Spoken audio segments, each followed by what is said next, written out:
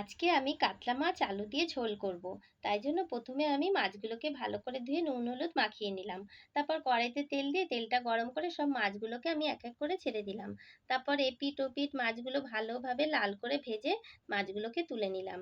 মাছের জন্য আলু টুকরো করে রেখেছিলাম, সেই আলুগুলোকে কড়াইতে দিয়ে সামান্য নুন হলুদ দিয়ে আলুগুলো একটু হালকা ভেজে আলুগুলোকে তুলে রেখে দিলাম।